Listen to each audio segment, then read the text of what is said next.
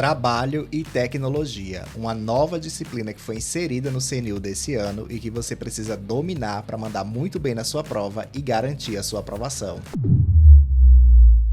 Seja muito bem-vindo ao meu canal, eu sou Marcos Gomes, especialista em concursos públicos. Hoje vamos para mais uma aula, dessa vez pós-edital, né, porque o edital do CNU já saiu, e hoje sobre a disciplina de Trabalho e Tecnologia, que é uma novidade desse ano, essa disciplina não veio no ano passado, e você precisa compreender e dominar essa disciplina para mandar bem na sua prova. Então vamos lá. Inicialmente, vamos analisar aqui como veio no edital. Essa disciplina veio dividida em 3 partes. A primeira, evolução das relações de trabalho e uso de novas tecnologias. A segunda, inteligência artificial, automação e produtividade no setor público.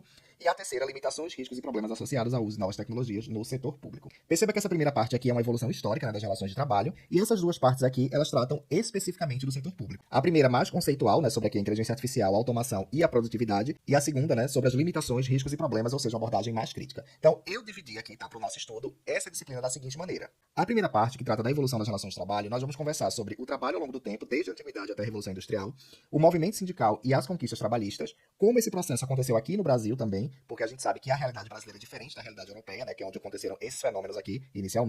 E, por fim, nós vamos trabalhar aqui a questão da era digital e a precarização do trabalho. Já o restante do edital, nós vamos trabalhar em uma única aula, que nós vamos abordar os aspectos conceituais, né, sobre a inteligência artificial, o governo digital e os impactos disso no serviço público, e nós vamos abordar também os problemas, os riscos, né, os desafios que existem na implementação dessas tecnologias, que pode gerar aí, que eu já adianto para vocês, exclusão digital, desumanização do atendimento e precarização do trabalho no setor público, tá bom? Então essa vai ser a estrutura do nosso curso, tá, que eu montei para vocês, dessa disciplina aqui para o próximo CNU. Lembrando que o nosso material para o CNU já está atualizado com o novo edital, tá? Todas as disciplinas foram elaboradas pensando na banca FGV e na cobrança do CNU. Então já clica aí embaixo no link e adquira o seu material. E essa aula aqui que nós vamos iniciar agora, se você tiver interesse de assistir ela completa, tá? Com todo o conteúdo que eu mostrei aqui para vocês, também vai estar disponível aí para todo mundo que adquirir o curso, tá bom? Então vamos lá, iniciar a nossa aula. Começando aqui, né, pelo começo, começando pela antiguidade, a forma de trabalho predominante era o trabalho escravo. Esse trabalho era marcado por algumas características que vocês precisam lembrar. O escravo, ele era considerado propriedade de seu senhor. Então, ele não tinha liberdade, ele não tinha direitos e nem tinha remuneração. Geralmente, esse trabalho era associado ao trabalho de esforço físico, né, trabalho de exaustão mesmo. E só lembrando que essa forma de trabalho, ela não era a única que existia na antiguidade. Não era a única, mas era a predominante, era aquela que impulsionava a economia. Outro detalhe também é que essa escravidão aqui dessa época não se confunde, tá, com a escravidão que ocorreu no Brasil. No caso do Brasil, nós tivemos uma escravidão racial, baseada na etnia, na origem daquele povo. Aqui não, aqui nós temos uma escravidão que é baseada em questões econômicas. Mas eles têm aí algumas características comuns, como, por exemplo, a questão do escravo ser propriedade, não ter direito e nem remuneração, tá bom? Então essa aqui foi a forma de trabalho que marcou aí o período da antiguidade. Porém, na Idade Média, né, no chamado feudalismo, a forma de trabalho predominante era o trabalho servil ou o trabalho do servo. Diferente do escravo, o servo ele não era considerado uma propriedade. Ele era considerado livre, porém ele era ligado à terra, né? A terra que pertencia ao senhor feudal. Então existia uma relação de dependência entre o senhor e o servo. O servo necessitava do seu senhor, né, para ter terra, proteção e tudo mais, e o senhor necessitava do servo para poder ter os tributos, né, e ter quem cuidasse das terras. E além disso, a produção era voltada para a subsistência, ou seja, o que era produzido em grande parte era consumido pelo próprio feudo, tá bom? Seguindo, nós temos também o chamado trabalho artesanal ou artesanato, né? Esse trabalho artesanal, ele era marcado da seguinte maneira: a transformação de uma matéria-prima, né, bruta, em alguma ferramenta ou em algum objeto, né, alguma roupa, enfim. Então, vamos pensar aqui na madeira, né, para ser mais simples. A gente pega um pedaço de madeira, vamos trabalhar nessa madeira e transformar numa cadeira. Então, isso aí era um processo artesanal, tá bom? Então, era basicamente manual e era uma produção personalizada. Cada artesão, né, teria seu jeito de fazer, tanto que na época era comum você dizer, olha, essa cadeira aqui que foi feita pelo artesão fulano, que era totalmente diferente da cadeira que era feita pelo outro artesão. A organização desse trabalho se dava nas chamadas corporações de ofícios, que eram pequenas oficinas em que existiam lá os mestres que dominavam, né, a técnica, que sabiam fazer, e eles tinham seus aprendizes, que eram aqueles que eram aspirantes, né, a se tornar mestres no futuro. Geralmente essas corporações de ofício, elas eram familiares, né, ia passando aí de pai para filho. O pai seria o mestre e seus filhos os aprendizes, tá bom? Geralmente assim que ocorria. Existia a valorização do saber técnico, né, você era valorizado por saber desenvolver aquela atividade e, como eu falei, era uma tradição familiar. A relação entre produtor e consumidor, ela era próxima porque o produtor, né, que é quem fabricava, no caso, meu exemplo aqui, aquela cadeira, é quem ia vender, né, para o consumidor, que é quem ia comprar aquela cadeira. Então, esse aqui é o modelo que a gente chama de modelo artesanal ou artesanato. Porém, um pouco mais para frente, no período pré-industrial, nós tivemos a chamada manufatura, que aqui a gente já tem aí as primeiras formas de capitalismo, né, surgindo de fato no processo produtivo, tá? Então, esse período da manufatura, ele representou uma transição, né, um período intermediário entre o artesanato, que a gente viu aqui, e a maquinofatura, que é o que a gente vai ver no próximo slide. E quais eram as características, né? Então, existia aqui a divisão do trabalho. Lembra lá que eu falei para vocês que no artesanato, o artesão ia pegar a madeira, ia tratar ela até ela virar uma cadeira? No caso aqui, cada trabalhador que ia trabalhar naquela manufatura, ele ia fazer apenas uma parte. Por exemplo, a minha parte é lixar a madeira, a parte do outro é cortar a madeira, a parte do outro é colar a madeira, a parte do outro é pintar a madeira. Então, cada um teria uma atividade. Existia aí uma divisão do trabalho, né? Uma divisão simplificada. Por conta disso, houve um up, né? Um aumento na produção. Então, passa a ter aqui uma produção em larga escala, que era muito maior do que, por exemplo, a produção do artesão. Mas houve perda, né, na autonomia do trabalhador, porque ele passa aí a fazer apenas uma parte do processo e ele não tem mais aí o conhecimento, né, de fazer aquele processo inteiro. Então, vamos para a prática aqui, né? A gente tá lá na manufatura. Meu trabalho é lixar a madeira. Então eu só sei lixar a madeira. Eu não sei fazer a cadeira. Se alguém pedir para eu criar uma cadeira, eu não sei. Tudo que eu sei é fazer o lixamento. Então por conta disso aqui a gente começa a ter uma alienação do trabalhador.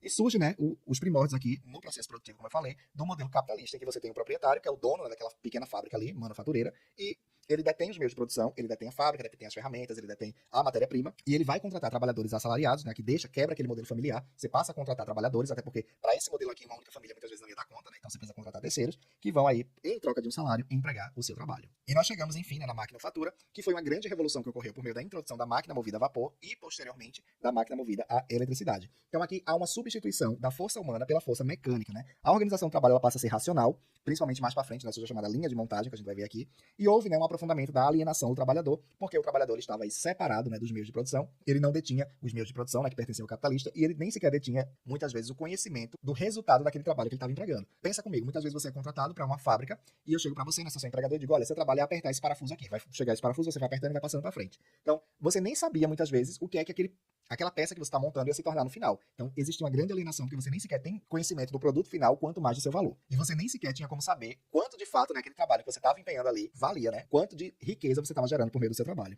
E as condições de trabalho, elas eram precárias, né? Os trabalhadores eram submetidos a jornadas exaustivas e extenuantes, né? Longas jornadas. Os salários eram extremamente baixos e as fábricas eram marcadas pela insalubridade, tá bom?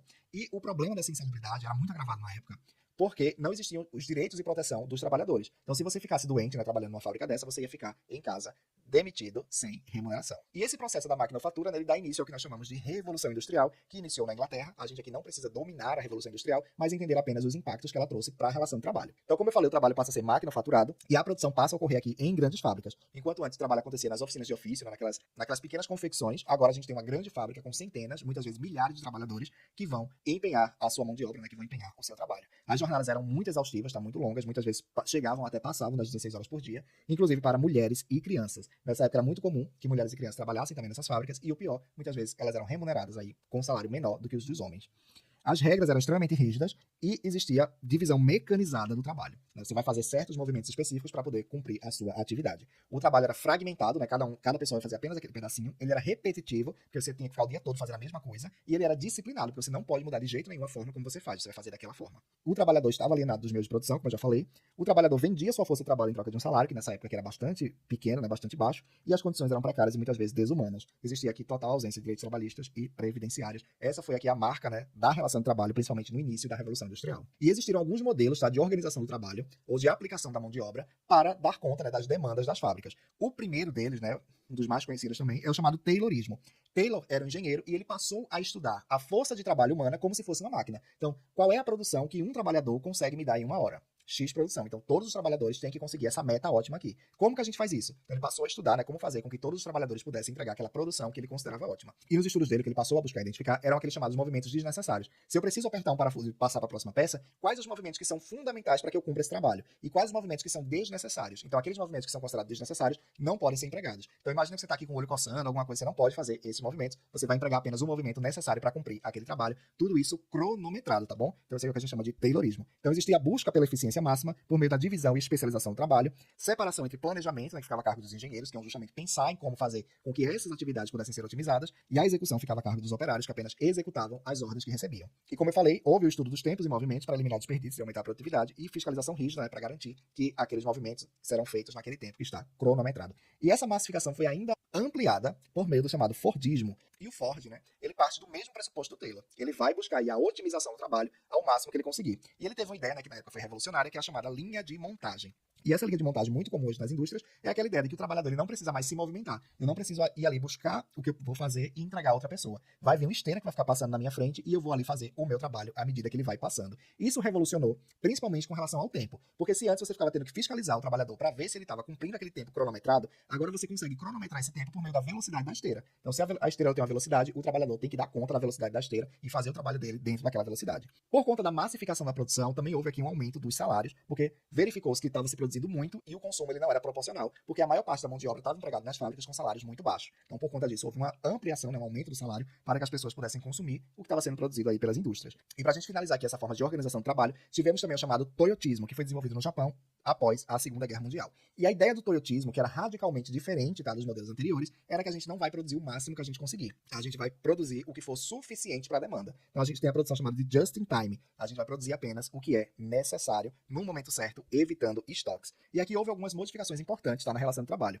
Houve a valorização do trabalho em equipe, mas também houve a chamada polivalência do trabalhador. O trabalhador ele passa a realizar várias atividades ao invés de apenas uma atividade. Além disso, também houve o envolvimento dos operários no controle de qualidade. Ao invés de você só fazer o seu trabalho, né, como acontecia lá no Taylorismo e Fortismo, por exemplo, ficar apertando parafuso, montando alguma coisa, agora você tem que se preocupar se aquela peça que está na sua frente, ela está na qualidade que é requerida aí pelo controle de qualidade. Então, cada trabalhador tem que buscar a qualidade do produto. Então, dentre as principais consequências do toyotismo, eu destaquei aqui para vocês a redução do desperdício com maior flexibilidade, valorização da qualificação do trabalho em equipe, melhoria da qualidade do produto e eficiência do processo, e como efeito colateral, né, negativo, a gente teve aqui maior pressão psicológica sobre o trabalhador, que passou a ser responsável pela qualidade e produtividade, e adaptação contínua ao mercado e personalização da produção. São algumas aí das principais características do toyotismo. Porém, todo esse processo, né, de precarização do trabalho, de falta de direitos trabalhistas, de adoecimento dos trabalhadores, culminou aí no chamado movimento sindical.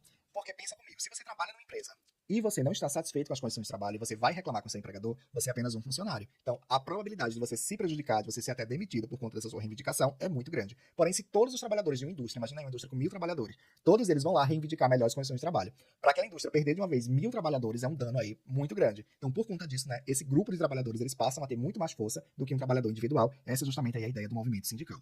Então, os primeiros movimentos sindicais, a gente já tem notícia deles lá no início da Revolução Industrial, no século XVIII, mas eles foram intensificados, de fato, aí no século XIX. Como eu já falei para vocês, né, o que motivou isso aí, principalmente, foram as condições de trabalho precárias, como jornadas exaustivas, baixos salários, trabalho infantil, insalubridade e etc. Os trabalhadores começam a se organizar para reivindicar melhorias, e dois movimentos importantes que ocorreram na Inglaterra nesse período foram o ludismo, que basicamente foi uma revolta dos trabalhadores contra as máquinas, né, eles passaram aí a quebrar, destruir o maquinário das fábricas, não preciso nem dizer que foram duramente reprimidos aí pelas autoridades, né, estatais, polícia, etc. E tivemos também o cartismo, que foi um movimento que buscou aí a inserção do trabalhador no processo eleitoral, trazer civilidade e direitos políticos aos trabalhadores, principalmente direito ao voto. A ideia do cartismo era que para que os trabalhadores pudessem ter seus direitos atendidos, eles precisavam aí de penetração política, né? Eles precisavam de pessoas dentro da política que iam lutar pelos seus direitos, e justamente aí foi o movimento cartista. Porém, nessa época, embora seja aqui o surgimento do movimento sindical, as primeiras manifestações dos trabalhadores, os sindicatos ainda eram considerados proibidos e subversivos pelas autoridades estatais. Mas, de fato, a consolidação dos sindicatos só veio ocorrer no final do século XIX e principalmente no início do século XX aí, em vários países. E eu trouxe aqui alguns avanços, né, alguns direitos que foram conquistados por meio do movimento sindical, apenas alguns, para vocês terem noção.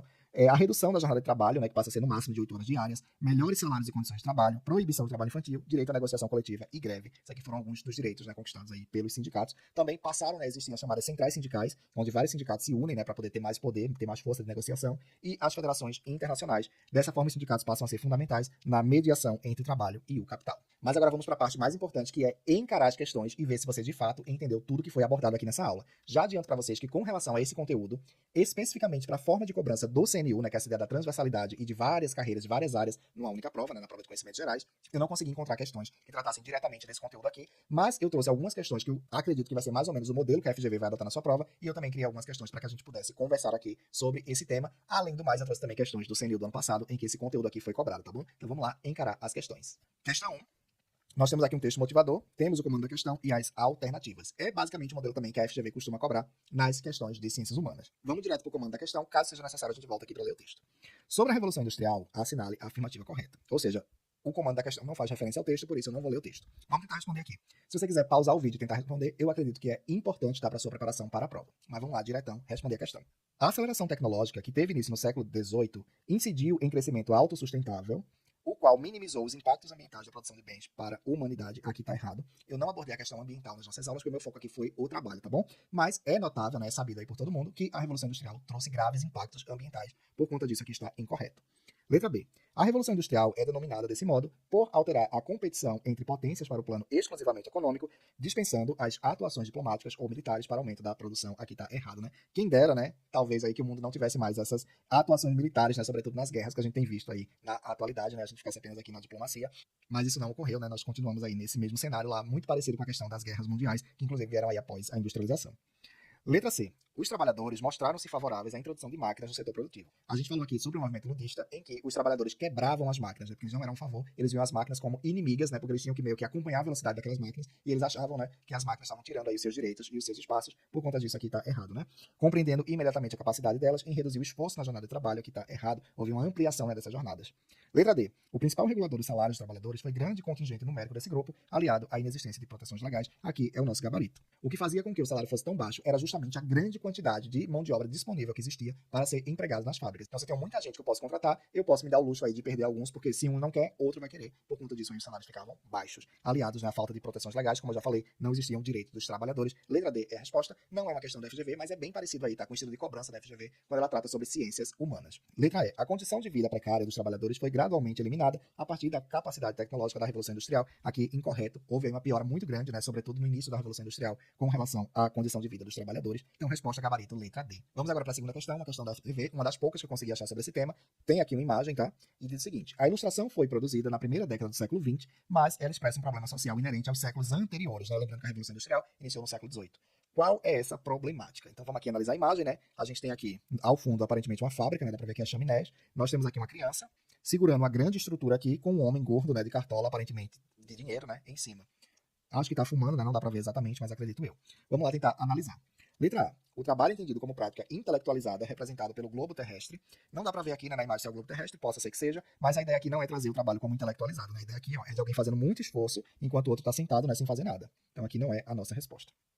Letra B. O desenvolvimento da poluição nas áreas urbanas, representado pela fumaça das fábricas. A gente tem aqui ao fundo, né, as chaminés das fábricas com fumaça, mas está muito desfocado, né, está muito no fundo da imagem, então não parece ser o objetivo principal aqui da imagem representar a poluição, tá? Se fosse, né, estaria mais na frente, mas vamos deixar aqui em aberto, né? Só fazer uma bolinha nessa aqui. Letra C. A conduta de empregar criança nas fábricas, representada pela menina segurando o globo, aqui está mais adequado, né, gente, com a questão da Revolução Industrial. Como eu falei para vocês, existia aí o emprego de mão de obra infantil, e aqui a gente vê claramente uma criança, né, fazendo esforço, segurando aqui o que seria o mundo, e alguém aqui em cima do mundo, né, sentado em cima do mundo, apenas aí, vamos dizer, curtindo a vida, né, que seria esse capitalista que está aqui em cima. A letra C parece adequada. Vamos ver as demais. Letra D. A prática da disciplinarização dos corpos nas fábricas, representada pela posição do homem, né? Nada a ver isso aqui. Se tem alguma coisa, né, que esse sujeito aqui não representa, é um trabalhador operado numa fábrica, né? Então aqui nada a ver. Letra E. A exploração do trabalho rural pela burguesia urbana, representada pelo homem de chapéu. O homem de chapéu não é um trabalhador rural, tá? Ele é um capitalista aqui, né, proprietário de fábrica, e não fica claro aqui se essa menina é um trabalhador rural. Não é a ideia da imagem, é a letra C. Perceba que é uma questão altamente interpretativa, tá? Que pode estar na sua prova. Eu vejo isso aqui tranquilamente no CNU. A FGV trazendo uma imagem e pedindo para você interpretar com base aí nas relações de trabalho. Como que foi exigido aqui é a evolução, né, do trabalho, a evolução das relações de trabalho. Uma questão dessa aqui, eu acredito que pode sim estar na sua prova, então é importante que você fique preparado, tá bom? Vamos para a próxima aqui, questão 3, uma questão inédita, tá, que eu criei, pensando aí na sua prova do CNU e no estilo de cobrança da FGV. Eu montei aqui um pequeno texto, né, motivador, mas a gente vai direto aqui para o comando. Assinale a alternativa que melhor expressa uma das consequências estruturais da Revolução Industrial para as relações de trabalho no século XIX. O comando da questão não faz referência ao texto, então vamos direto para as alternativas. E o que nós queremos é uma consequência aqui da Revolução Industrial para as relações de trabalho. Vamos lá. Letra A. Ampliação das atividades agrícolas. Opa, não, né? Não houve ampliação das atividades agrícolas. O que a gente teve foi uma ampliação da atividade industrial e redução da atividade agrícola. Ao sistema de servidão como forma de redução de custo de mão de obra também não era sistema de servidão, tá? O sistema era aí de trabalho assalariado. Letra B. A consolidação de um modelo de produção descentralizado e flexível, fundado na autonomia e desenvolvimento técnico do trabalhador. Aqui também está errado, né? A ideia aqui, pelo menos no início da Revolução Industrial, era justamente a alienação do trabalho. Não tinha nada de flexível. Letra C. A criação de um mercado de trabalho assalariado, disciplinado pela lógica de produtividade e pelo tempo do capital. Essa aqui é a ideia, né? A Revolução Industrial ela trouxe aqui uma mão de obra, né? Um mercado de trabalho assalariado, que era disciplinado pela lógica da produtividade, né? Vocês viram lá em Taylor, no Ford, né? E pelo tempo do capital, que é justamente aquela cronometrização, né, do trabalho no processo produtivo. Letra D. O fortalecimento das corporações de ofício. Isso aqui foi marcado lá no artesanal, né? Não é da Revolução Industrial. E dos princípios econômicos do capitalismo estatal. O capitalismo não era estatal aqui, era privado. Letra E. A diminuição da desigualdade social, graças à universalização de oportunidades de trabalho nas fábricas no início do processo industrial. Aqui também não, né? A gente teve aí uma grande massificação dessa desigualdade, tá bom? Então, resposta aqui, tranquila questão, letra C. Mais uma questãozinha aqui, tá? Que eu elaborei pra vocês pensando no CNU. Lembrando, se você quer receber o material dessa aula aqui, tá? Resumos, orientações e dicas, tá embaixo o link do meu grupo no WhatsApp, é gratuito, é só você clicar e vir fazer parte com a gente, tá bom? Então, vamos lá. Tem aqui o texto motivador, vamos direto pro comando. Com base nas características do trabalho infantil e feminino durante a Revolução Industrial, é correto afirmar que... Vamos lá. A legislação trabalhista foi amplamente aplicada já no século XVIII? Não, né, gente? Não existia nem legislação trabalhista, nem direitos trabalhistas, que tá errado. Letra B. As mulheres ocupavam exclusivamente funções administrativas nas fábricas? Também não. Elas trabalhavam aí nas mesmas funções que os homens, só que recebiam menos. Letra C. A presença de mulheres e crianças nas fábricas estava ligada ao baixo custo de sua força de trabalho, o que favorecia lucros patronais. Aqui está correto. As mulheres e crianças nessa época, infelizmente, né, recebiam muito menos aí do que os trabalhadores homens, o que massificava, né, os lucros dos patrões. Letra D. As crianças foram impedidas de trabalhar na indústria, nada disso, né? Aqui elas foram amplamente utilizadas no trabalho industrial. Letra E. O trabalho feminino era completamente voluntário, sem qualquer relação com as carências econômicas do contexto familiar, que também está errado, né? Não era voluntário, era uma questão aí de necessidade. E para fechar, vamos aqui para uma questão do CNU do ano passado, tá? Do bloco 4, em que foi cobrado aqui o conhecimento sobre este tema. E a Cesgran Rio, né, que é a banca do CNU do ano passado, trouxe aqui um textinho motivador e o comando da questão, né, que é essa estrutura que eu estou adotando com vocês aqui, que eu acredito que vai estar aí na sua prova desse ano.